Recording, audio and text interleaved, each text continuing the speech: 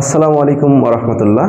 সবাইকে শুভেচ্ছা এবং অভিনন্দন। আমি তরিকুল ইসলাম, সহকারী শিক্ষক গণিত। আজকে আমি যে বিষয় সম্পর্কে আলোচনা করব, গণনার সূত্রপাত যেখানে, অর্থাৎ অঙ্ক এবং সংখ্যা। তো আজকের আলোচনার বিষয়বস্তু আমি এখানে লিখে রেখেছি। প্রথমে আমরা জানবো যে অঙ্ক বলতে কি বুঝি, এরপরে সংখ্যা, কাল্পনিক সংখ্যা, বাস্তব সংখ্যায় আজকে আমার আলোচনার মূল বিষয়। এবং বাস্তব সংখ্যার মধ্যে প্রথম যেই দুইটা প্রকার, অর্থাৎ মূলদ সংখ্যা এবং অমূলদ সংখ্যা, এই বিষয় সম্পর্কে আজকে আমরা জানব। তো প্রথমেই আমরা অঙ্ক বলতে কি বুঝি বা অঙ্ক কি সেটা জানব। আমরা বাংলাতে যখন লিখি আম, আম একটা আমাদের ফলের নাম। তো আম একটা হচ্ছে শব্দ, এই শব্দটা লিখতে আমরা কিন্তু দুইটা বর্ণ ব্যবহার করেছি, একটা স্বরেয়া আর একটা হচ্ছে ম। তো দুইটা বর্ণ পাশাপাশি বসিয়ে কিন্তু আমরা একটা শব্দ তৈরি করেছি। আবার ইংরেজির ক্ষেত্রে আমরা যখন লিখলাম ম্যাঙ্গো, এই যে ম্যাঙ্গোতে আমরা 5টি লেটার ব্যবহার করে একটা ওয়ার্ড তৈরি করলাম। তাহলে এটা একটা ইংরেজিতে ওয়ার্ড, এই ওয়ার্ড লিখতে আমরা 5টি লেটার ব্যবহার করেছি। অনুরূপভাবে পৃথিবীতে যত সংখ্যা আছে, সেটা 1 কোটি হোক, 1 ট্রিলিয়ন বা 2 ট্রিলিয়ন, যত বড়ই সংখ্যা হোক না কেন, আমরা কিন্তু অঙ্ক ব্যবহার করেই সেই সংখ্যাগুলো লিখে থাকি। তো অঙ্ক কাকে বলে যদি বলি, তাহলে আমরা বলতে পারি যে সংখ্যা নির্দেশক প্রতীককেই কিন্তু অঙ্ক বলি। অর্থাৎ সংখ্যা লিখতে আমরা যে প্রতীকগুলো ব্যবহার করে থাকি, সেই প্রতীকগুলোকেই আমরা অঙ্ক বলি। তো অঙ্ক হচ্ছে 10টি। কি কি 10টি? প্রথমে হচ্ছে 0, এরপরে 1, 2, 3, 4, 5, 6, 7, 8, 9। তো 0 থেকে এই 9 পর্যন্ত এই কয়টাকে বলা হচ্ছে অঙ্ক। কারণ আমরা এই যত বড়ই সংখ্যা হোক না কেন, এই 10টি ব্যবহার করেই কিন্তু আমরা সেই সংখ্যাগুলো লিখে থাকি। তো এই 10টি অঙ্কের মধ্যে এই 1 থেকে 9, এই 9টিকে বলা হচ্ছে সার্থক অঙ্ক। সার্থক অঙ্ক, কেননা এই 1 থেকে 9 পর্যন্ত এই অঙ্কগুলোর স্বকীয় মান আছে, একটা মান আছে। আমি যদি কাউকে বলি যে আমাকে 1 টাকা দাও, অথবা আমি যদি বলি যে আমাকে 6টি আপেল দাও, তাহলে কিন্তু একটা সংখ্যা নির্দেশ করছে, আমাকে কিন্তু দেবে। কিন্তু 0, আমি যদি বলি যে আমাকে 0 টাকা দাও বা 0টি আম দাও, তাহলে কিন্তু আমাকে কোনো কিছু দেবে না। তাহলে এই যে 1 থেকে 9 পর্যন্ত এগুলো একটা মান আছে, এগুলোকে আমরা বলি সার্থক অঙ্ক। আর এই 0টাকে বলা হয় হচ্ছে অভাব জ্ঞাপক অঙ্ক বা সাহায্যকারী অঙ্ক আমরা বলতে পারি। এটাকে অভাব জ্ঞাপক কেন বলছি? আমরা ধরুন আমরা লিখলাম হচ্ছে 100। তো এই 2টা শূন্য যদি আমরা ব্যবহার না করি, তাহলে কিন্তু সেটার 100 থাকে না, হয়ে যায় 1। আর এই 2টা শূন্য ব্যবহার করলেই সেই একটাই কিন্তু হয়ে যাচ্ছে 100। 100র অভাব পূরণ করছে এই 2টা শূন্য। এই জন্য আমরা এই শূন্যকে বলে থাকি অভাব জ্ঞাপক অঙ্ক, কারণ এই অন্যের অভাব পূরণ করে থাকে। তো অঙ্ক আমরা জানলাম, এবার আমরা হচ্ছে সংখ্যায় আসবো। তো সংখ্যা কত প্রকার বা প্রধানত কয় প্রকার? সংখ্যা প্রধানত 2 প্রকার, একটা হচ্ছে কাল্পনিক সংখ্যা আর একটা হচ্ছে বাস্তব সংখ্যা। কাল্পনিক সংখ্যার ইংরেজি নাম হচ্ছে ইমাজিনারি নাম্বার, আর বাস্তব সংখ্যার ইংরেজি নাম হচ্ছে রিয়েল নাম্বার। তো কাল্পনিক সংখ্যা বলতে আমরা কি বুঝি, শুধুমাত্র একটু ধারণা দিব। কাল্পনিক সংখ্যা, তো কাল্পনিক সংখ্যার প্রতীক হচ্ছে স্মল আই। আমরা কাল্পনিক সংখ্যা বলতে বুঝি, যেমন আমি যদি বলি যে -25, আমি বললাম রুট ওভার -25, তাহলে এর কিন্তু আসলে বাস্তবে কোনো মান পাওয়া যাবে না। আমরা যদি ক্যালকুলেটরকে এটা দেই, রুট -25 দেই, তাহলে কিন্তু দেখা যাবে যে সেখানে আসবে হচ্ছে ম্যাথ ইরর দেখাবে, অর্থাৎ এর কোনো মান শো করবে না, কারণ এর কোনো বাস্তব মান নেই। তো আমরা এই -1 ইকুয়াল টু হচ্ছে i²। এটা হচ্ছে এটা একটা সূত্র বলতে পারেন। তো আমরা এখানে কি করতে পারি, রুট ওভার, এখানে -1 গুণন 25 আছে, তারপরে -1 এর পরিবর্তে আমরা লিখতে পারি হচ্ছে কত, -1 এর পরিবর্তে লিখতে পারি i², আর 25 এর পরিবর্তে লিখতে পারি আমরা হচ্ছে 5 এর উপরে স্কয়ার, অর্থাৎ 5i তার উপরে স্কোয়ার আর সবার উপরে আছে হচ্ছে রুট ওভার। তো স্কোয়ার আর রুট কেটে গেলে থাকে হচ্ছে 5i। তো এই 5i এইটাকেই বলা হচ্ছে ইমাজিনারি নাম্বার। অনুরূপভাবে 6i এটাকেও আমরা বলতে পারি কাল্পনিক সংখ্যা বা ইমাজিনারি নাম্বার। তাহলে আমরা কাল্পনিক সংখ্যা সম্পর্কে জাস্ট একটু ধারণা জানলাম। আমরা বিস্তারিত এখানে আলোচনা করব না। এখন আমাদের আলোচনার মূল বিষয় হচ্ছে বাস্তব সংখ্যা। আশা করছি কাল্পনিক সংখ্যা সম্পর্কে আমরা ধারণা পেয়েছি। এবার আমরা বাস্তব সংখ্যা সম্পর্কে জানব। তো বাস্তব সংখ্যাকে আমরা দুই ভাগে ভাগ করি, একটা হচ্ছে মূলদ সংখ্যা, একটাকে বলা হচ্ছে অমূলদ সংখ্যা। তাহলে বাস্তব সংখ্যার রেঞ্জ কত দূর, অর্থাৎ কোনগুলো সংখ্যাকে আমরা বাস্তব সংখ্যা বলতে পারি। আমরা জানি যে এখানে আমরা সংখ্যা রেখায় প্রথমে আমরা 0 ব্যবহার করি, তারপরে কত এখানে হয়তো লিখলাম 1, এরপরে এখানে লিখলাম 2, এরপরে 3, এইভাবে কত দূর পর্যন্ত যাবে এই চলতে চলতে প্লাস ইনফিনিটি পর্যন্ত, অর্থাৎ 1 কোটি 100 কোটি এরকম 1 ট্রিলিয়ন ট্রিলিয়ন হাজার হাজার ট্রিলিয়ন, এইভাবে যেতে যেতে একটা সময় প্লাস ইনফিনিটি মানে অসীম পর্যন্ত। আবার এইদিকে হচ্ছে -1 -2 -3, এইভাবে আমরা যেতে যেতে এইদিকে যেতে যেতে যাব হচ্ছে মাইনাস ইনফিনিটি পর্যন্ত। অর্থাৎ বাস্তব সংখ্যার রেঞ্জ হচ্ছে মাইনাস ইনফিনিটি থেকে প্লাস ইনফিনিটি পর্যন্ত যতগুলো সংখ্যা আছে সবগুলোকে আমরা বলি হচ্ছে বাস্তব সংখ্যা। তো আমি এখানে 1 2 3 4 এগুলো অবশ্যই পূর্ণ সংখ্যা দিয়েছি। এই 1 এবং 2, 1 এবং 2 এর মাঝখানে কতগুলো সংখ্যা আছে, তাহলে আমরা বলতে পারি যে অনেকে হয়তো বলবে যে 1.1 1.2 1.3 1.4 1.5 1.6 1.7 1.8 1.9, এরপরে কিন্তু এই 2 পাবো আমরা। হয়তো অনেকে বলতে পারে যে এই কয়টা আছে, কয়টা এখানে আছে 5 4 9টা। কিন্তু এই 1 এবং 2 এর মাঝখানে কি এই শুধু 9টাই আছে না, আমি যদি এখানে 1 দিয়ে দিই, সবার সাথে আমি 1 দিয়ে দিলাম, তাহলে এই প্রত্যেকটা সংখ্যাগুলো কিন্তু এরই মধ্যেই আছে 1 এবং 2 এর মাঝখানে। আমি যদি এখানে 2 দিই, সবার মাঝখানে আবার 2 দিলাম, তাহলে এটা নতুন নতুন অঙ্ক তৈরি হলো এবং এই অঙ্কগুলো এই সংখ্যাগুলো কিন্তু এই 1 এবং 2 এর মাঝখানে। এরকম ভাবে আমরা কোটি কোটি, আমরা এখানেও এই 1 এবং 2 এর মাঝখানেও কিন্তু অসীম সংখ্যক সংখ্যা আছে লুকায়িত। তাহলে এই 1 এবং 2 এর মাঝখানে অসীম সংখ্যক, 2 এবং 3 এর মাঝখানেও এরকম অসীম সংখ্যক আমরা সংখ্যা পাবো।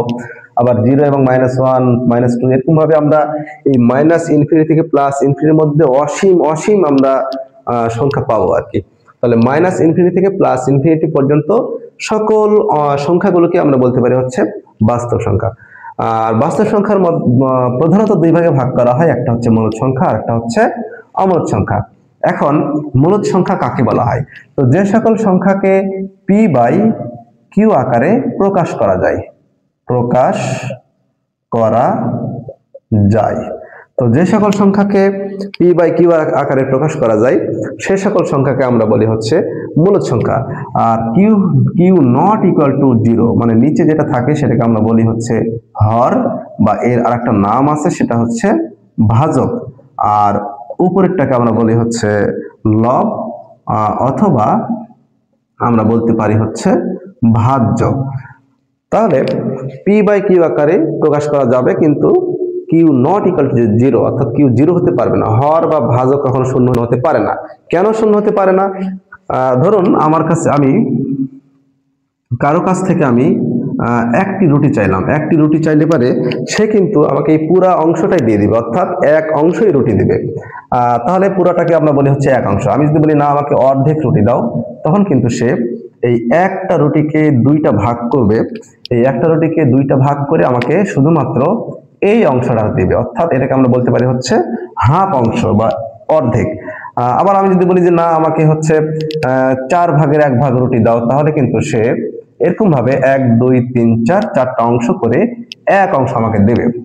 কিন্তু আমি যদি বলি যে না আমাকে শূন্য অংশ বা শূন্যটি বা শূন্য অংশ রুটি দাও, আমাকে শূন্য অংশ রুটি দাও, তখন সে কি করবে?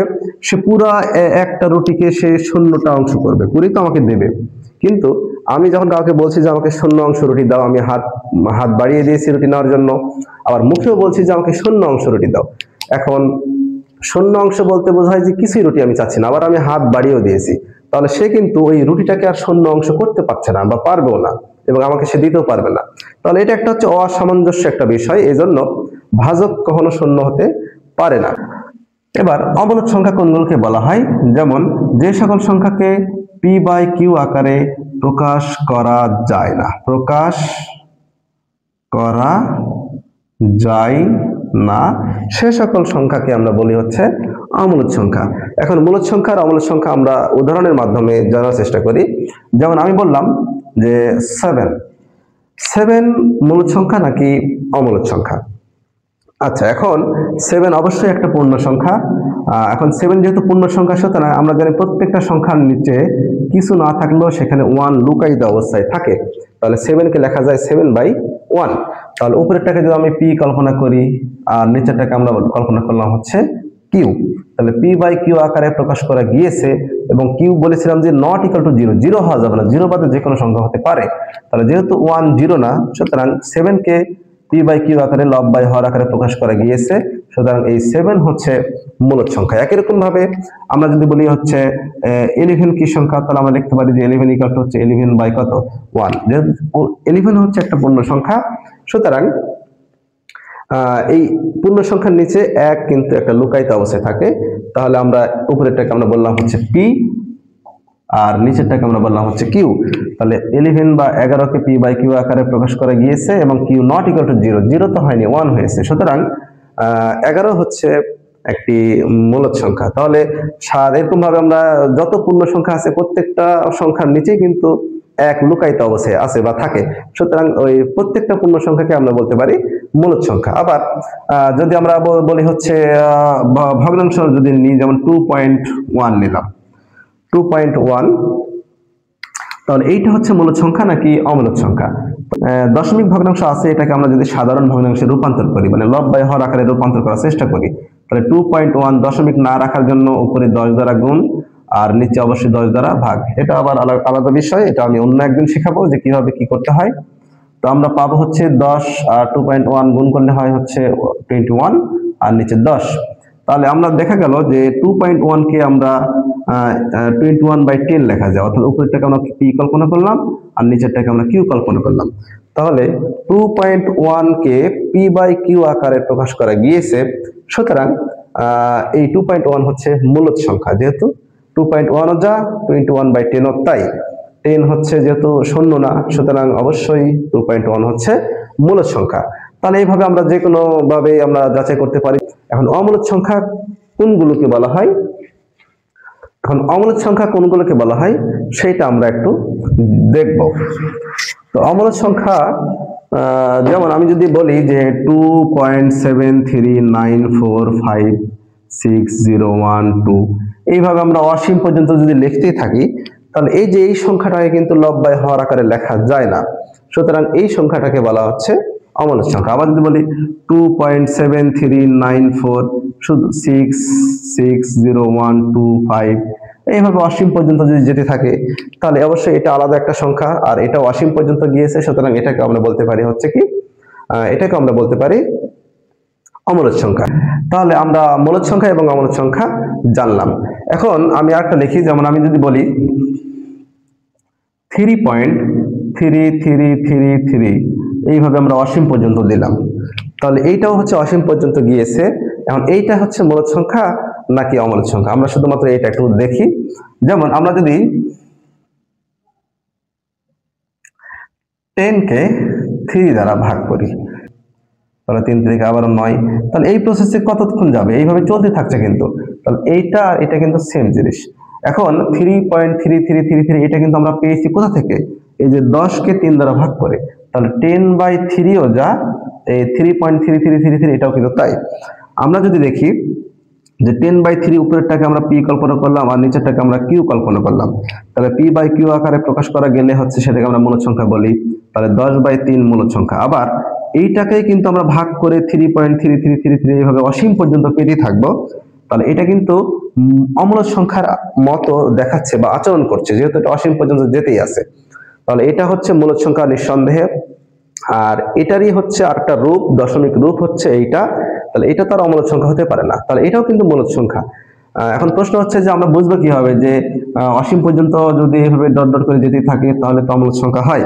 এখন এটাও তো অমূলদ সংখ্যার মতনই আচরণ করছে, কিন্তু এটা কেন মূলদ সংখ্যা হচ্ছে, যখন এইভাবে অসীম পর্যন্ত যাবে এবং দশমিকের পরের যে সংখ্যাগুলো বা অঙ্কগুলো থাকবে এগুলো যদি পুনরাবৃত্তি হয়, যেমন 3 3 3 এভাবে পুনরাবৃত্তি হয়েছে, একই সংখ্যা 12 বার এসেছে, তখন কিন্তু সেগুলিকে আমরা লব বাই হর আকারে প্রকাশ করতে পারি। আর এখানে দেখা যাচ্ছে যে 7 3 9 4 এখানে কিন্তু কোনো অর্ডার মেনটেন করে চলেনি, অর্থাৎ পুনরাবৃত্তি কিন্তু হয়নি, মানে এলোমেলো ভাবে এই অঙ্কগুলো আছে। এটার বেলাতেও ঠিক একই রকম ভাবে এলোমেলো ভাবে অঙ্কগুলো আছে, সুতরাং এইগুলোকে আমরা বলি হচ্ছে অমূলদ সংখ্যা। তো আমি এই 3.33 এটাকে আমরা যদি বলি 3.3, তার উপরে আমরা এখানে পৌনঃপুনিক দিতে পারি। তো পৌনঃপুনিক দ্বারা যে সকল সংখ্যাকে দশমিক ভগ্নাংশকে আবৃত করা যায়, পৌনঃপুনিক মানে হচ্ছে আবৃত, যে সকল দশমিক ভগ্নাংশকে আবৃত দশমিক ভগ্নাংশে প্রকাশ করা যায় সে সকল সংখ্যাকে আমরা বলে থাকি হচ্ছে মূলদ সংখ্যা। কিন্তু এটার বেলায় কিন্তু আবৃত করা যাবে না। আমি যদি বলি যে 3.145145145, তাহলে আমরা এটাকে আবৃত কিভাবে করতে পারি, এইভাবে হয়তো চলতেই আছে, তাহলে 3.145 এর উপরে আর 5 এর উপরে আমি পৌনঃপুনিক দিলাম, তাহলে এই যে পুরো একটা সংখ্যাকে আমি আবৃত দশমিক ভগ্নাংশে প্রকাশ করতে পেরেছি। সুতরাং এইটাও কিন্তু হচ্ছে মূলদ সংখ্যা।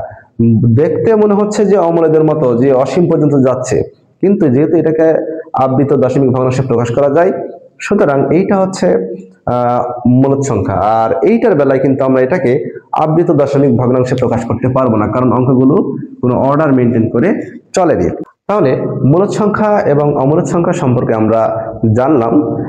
এর পরবর্তীতে আমি মূলদ সংখ্যা এবং অমূলদ সংখ্যার মধ্যে যে আরো প্রকারভেদগুলো আছে সেই সম্পর্কে আলোচনা করব।